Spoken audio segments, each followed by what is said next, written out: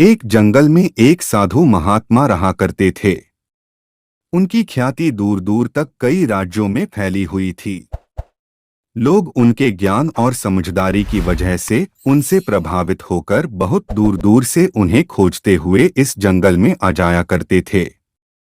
एक दिन दो युवक इन महात्मा की खोज में इस जंगल में आ पहुंचे, जहां एक बड़े ही सुंदर रमणीय स्थल पर महात्मा अपना गुरुकुल बनाकर रहा करते थे।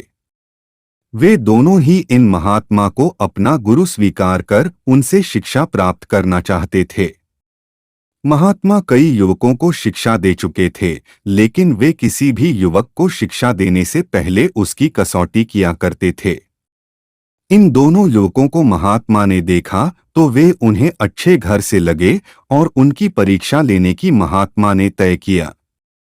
महात्मा ने दोनों युवकों से कहा कि मैं तुम्हें अपना शिष्य जरूर बना लूंगा, लेकिन उसके लिए तुम्हें मेरी एक शर्त पूरी करनी पड़ेगी। युवकों ने महात्मा से कहा कि आप जो भी कहेंगे हमें मान्य है। महात्मा ने गुरुकुल के कमरे में रखी दो कबूतरों की मूर्तियां लाकर दोनों युवकों को एक से एक थमाते हुए कहा, इन कबूतरों की मूर्तियों को तुम जीवित कबूतर ही मानो और तुम्हें यह करना है कि जब तुम्हें कोई देख ना रहा हो तब तुम्हें इन कबूतरों की गर्दन मरोड़ देनी है। जब तुम ऐसा करने में सफल हो जाओ तो मेरे पास चले आना। दोनों युवकों ने अपने अपने कबूतरों को ध्यान से देखा। दोनों ही कबूतर बहुत सुंदर से और उन पर बहुत अच्छे से रंग और आकृतियां बनी हुई थी। दोनों के मन में ख्याल आया कि इतनी आसान और सरल परीक्षा से गुरुजी हमें क्या सीखना चाहते होंगे।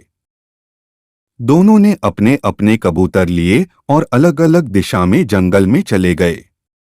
एक युवक जंगल में थोड़ी दूर गया, जहां एक सुनसान मैदान उसे दिखा। उसने चारों तरफ अपनी नजरें घुमाकर देखा और यह निश्चित करने के बाद कि उसे कोई भी नहीं देख रहा है, उसने अपने साथ लाए कबूतर की गर्दन मरोड़ दी।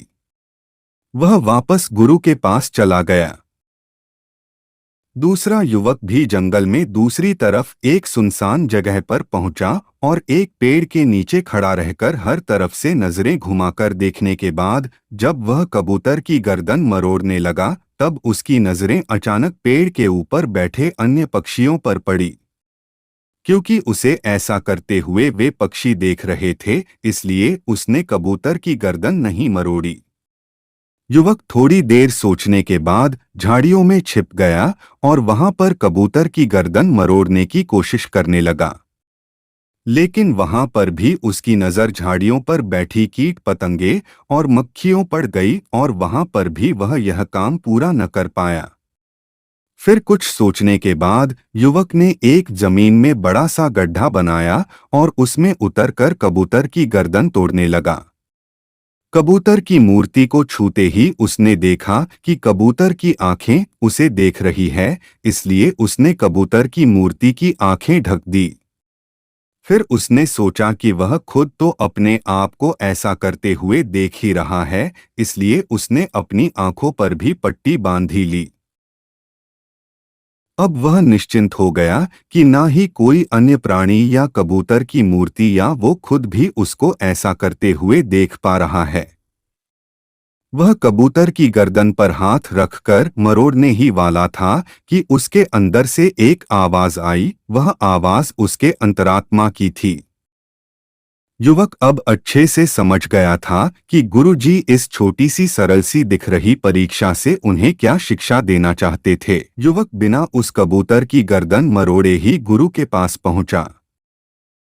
गुरु के पास जाकर युवक ने गुरु से माफी मांगते हुए कहा कि गुरुजी मुझे क्षमा कर दीजिए। मैं आपका दिया यह काम पूरा नहीं कर पाया, क्योंकि जब भी मैं ऐसा करने की कोशिश करता तो मुझे कोई ना कोई देख रहा होता।